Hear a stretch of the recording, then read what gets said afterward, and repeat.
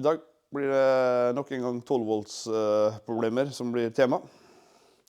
Her er en Ioniq 2023-modell. Den har fått 12 volts batteri 2 ganger bytta. Første gangen så det var i forrige vintersesongen. Da var det litt beinkaldt og litt sånne ting. Da gikk det batteriet heden. Fikk nytt. Det funket bra. Og så hadde jeg 60 000 service på bilen i desember, for da 4 måneder siden. 4,5 måneder siden cirka. Da mente de at batteriet måtte byttes. Det var en kampanje, slik jeg forstod det. Så jeg fikk nytt. Hadde ingen problemer i utgangspunktet med 12 volts batteriet på det tidspunktet. Men så kom februar, og da sto bilen over noen dager uten å bli rørt. Jeg tror det var 3-4 dager faktisk. Og da fikk jeg problemer. Da måtte jeg sette startbooster på for å komme meg av gårde. Så skjedde det igjen i starten av mars også.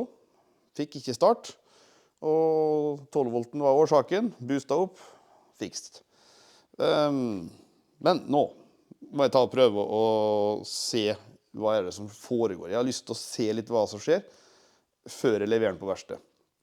Og jeg har lyst til å konstatere at bilen også går tom for strøm, selv uten de 3 sikringene som jeg har tilført bilen. Jeg har sikring for LED-barn. Jeg har en sikring som går til en egen sikringsboks jeg har under hanskerommet.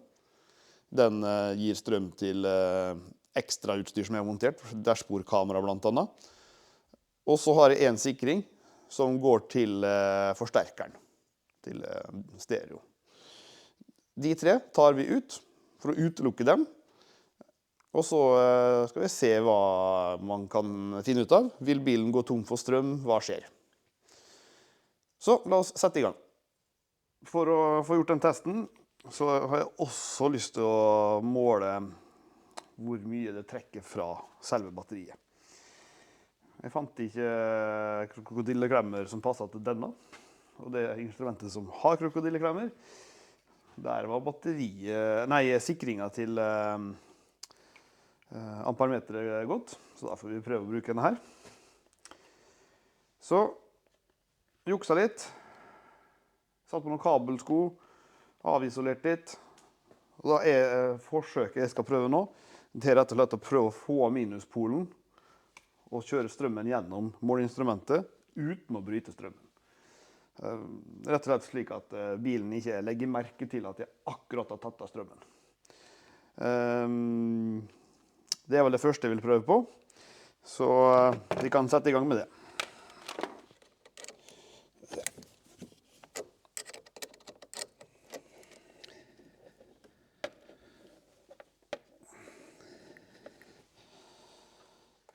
Mitt håp da, det er rett og slett å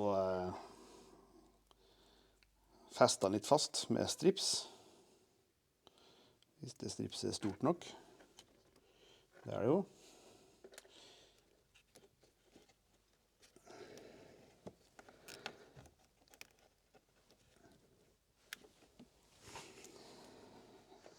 Det neste jeg må prøve å få til da, jeg har gjort det før, men jeg er litt knotete, men jeg skal rett og slett trykke ned panserlåsen, slik at bilen ikke vet at panseret er åpent.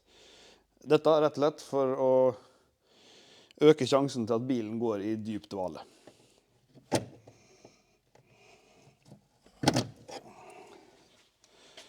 Sånn. Da er bilen låst. Men for at bilen ikke skal våkne, så tar jeg nøkkelen bort og legger den på andre parkeringsplassen, slik at ikke ved et uheld går forbi bilen et eller annet, og så vekker bilen.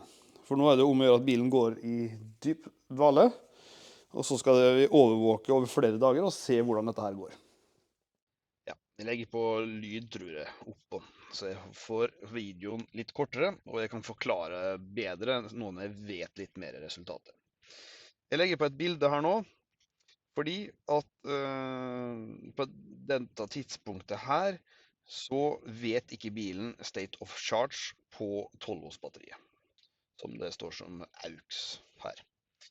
Den sier at den trenger kalibrering, og i den forbindelse så har jeg da dagen før koblet av 12 volts batteriet, holdt det av i 30 minutters tid. Satt det på igjen, slik at liksom bilen skal få en hard reset. Og så venta til dagen etter, og da altså rundt 24 timer, er den fortsatt uten state of charge. Så det ser jeg at den sliter med å få tilbake. Hvorfor, det vet jeg jo ikke på dette tidspunktet her. Men jeg har nå tenkt å da se hvordan bilen oppfører seg. Videre så er bilen satt i offline-modus i Bluelink. Det gjør man på innstillinger og inn på Bluelink. Der har du offline-modus. Det sikrer at bilen ikke blir vekka av Bluelink av ulike årsaker, enten en integrasjon eller fra en mobil eller hva som helst. Og jeg har kobla fra mine 3 sikringer som jeg har ettermontert på bilen, slik at bilen er i original stand i forhold til strøm. Og videre nå så skal vi da se hva som skjer med halvtimesintervall når bilen har blitt skrudd av. Ja, nå har det gått 30 minutter siden jeg låste bilen. Og da vil man se at bilen våkner igjen.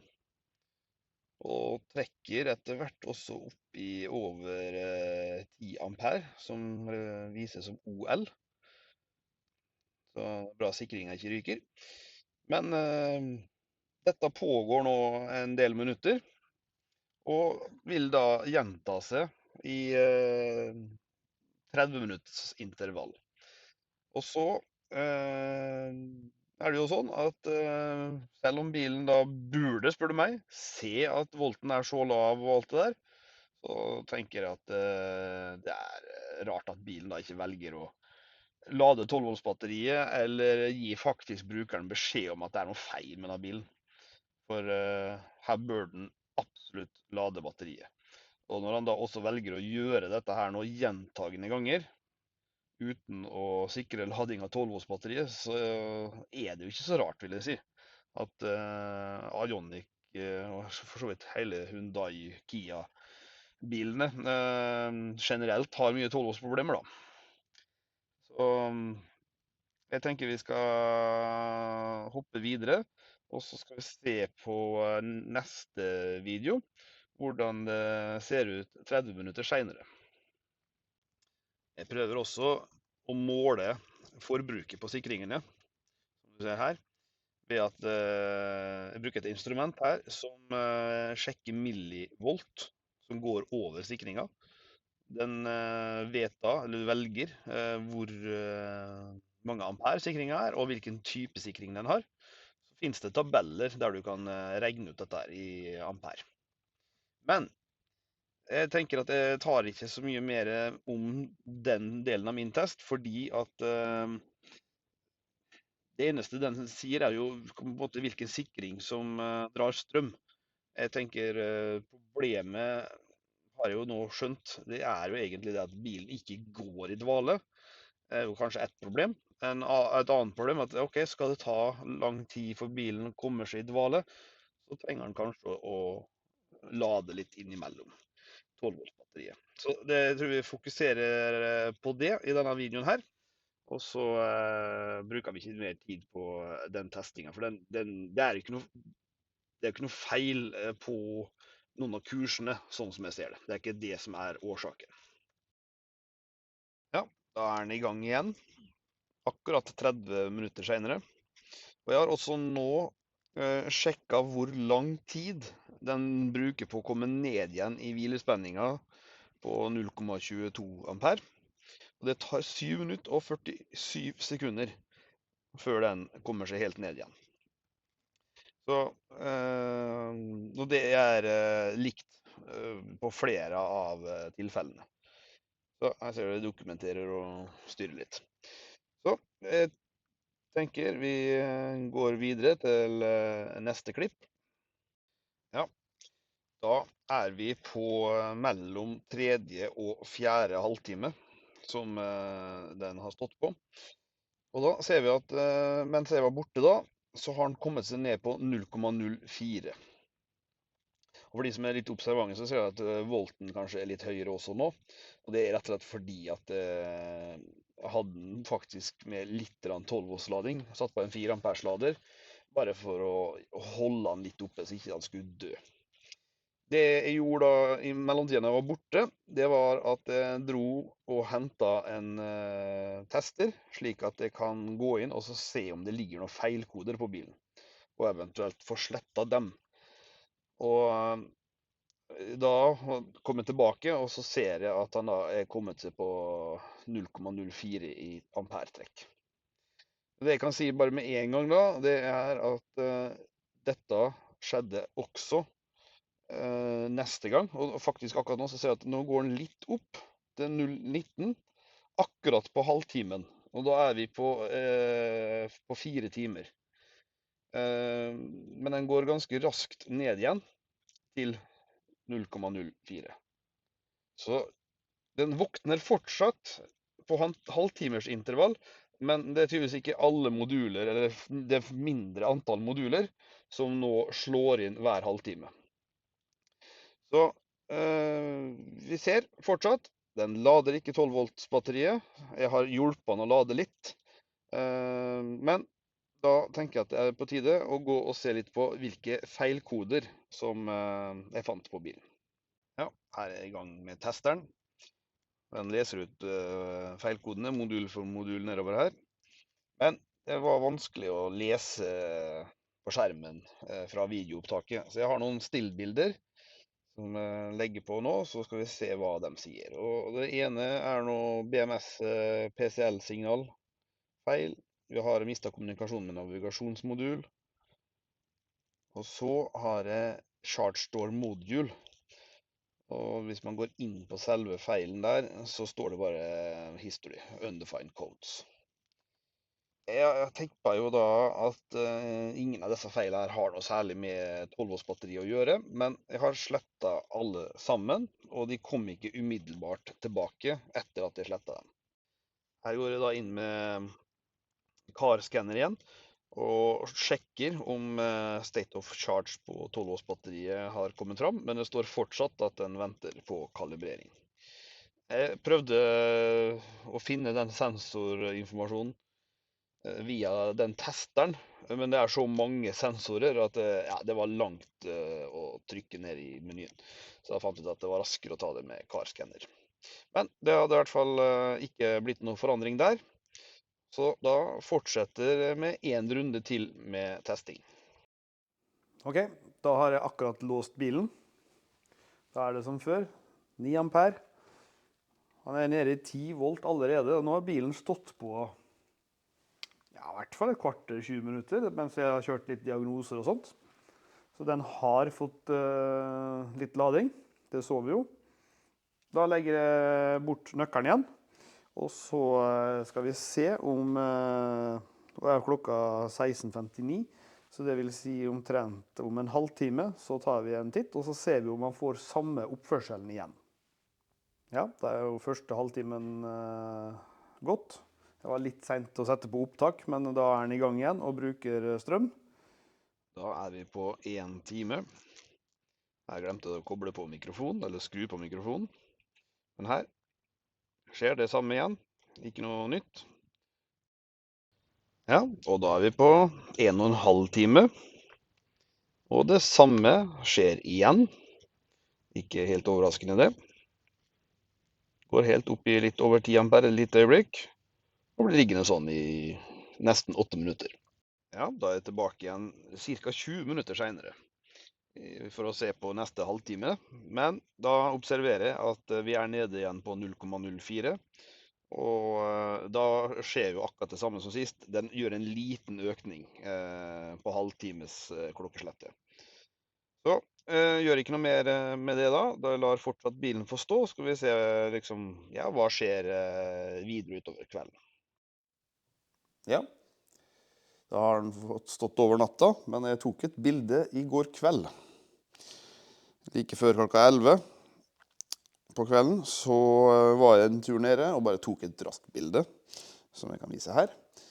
Og da var det tydelig at bilen faktisk fikk lading. Og det bærer jo han preg av nå, For nå har den 0,04 i ampere og 12,74. Så da er han jo der han bør være. Og da er det spørsmålet, hva var det som hjalp? Var det de feilkodene jeg slettet? Jeg tror egentlig ikke det. Men i så fall så er jo opplysningene om hvor lang tid det tar fra du tar av og på minuspolen til verdien kommer tilbake. Den er lengre enn den burde være. Og i tillegg så klarer jo verdien å komme tilbake ved uansett å risette ting. Det var jo ikke noe feil med den. Så tenker jeg, dårlig software. Men la oss nå da ta og vekke bilen, og så tar vi og går inn og ser om vi har fått state of charge-verdi. Da er state of charge-verdien tilbake, og den er på 92%. Og jeg tipper at den var tilbake i går også, når bilen stod og ladet. Men jeg hadde ikke da lyst til å vekke bilen, jeg hadde lyst til å la bilen få gjøre ladingen ferdig, og se at alt var normalt i dag, før jeg da vekket bilen. Så med det kan jeg vel konstatere at det jeg trodde kanskje endte med at den må på verksted. Jeg har bare lyst til å teste litt først, se hva jeg finner før jeg sender den på verksted. Ja, det er da med at bilen ikke trenger å dra på verksted. Men jeg er absolutt ikke sikker på om det var det å ta minuspolen i 30 minutter som var løsningen, eller de feilkodene som ble slettet, som var løsningen. Det er jeg ikke sikker på. Men i forhold til at en som jobber på Hyundai mener at det skal ta en 7-8 timer å få den verdien tilbake, så hjelper jo ikke det med å ta minuspolen. Men vi kan hende at vi er på 7-8 timer fra jeg tok vekk feilkoder til verdien kom tilbake. Så det blir en ukjent variabel, men kanskje det oppstår igjen senere, og da kan teste og slette feilkoder først, hvis det skulle oppstå igjen. Men min konklusjon på dette her er uansett at jeg vil kunne påstå at dette er dårlig skriving av software. Det er min mening. Altså, dette burde Hyundai klart å håndtere. Når det hjelper med en reset, det hjelper med feilkodesletting, en av de hjelper i hvert fall. Da tenker jeg at når verdien er borte, da kunne det vært skrevet noen koder i softwaren som sier at la oss prøve en restart da. Rett og slett.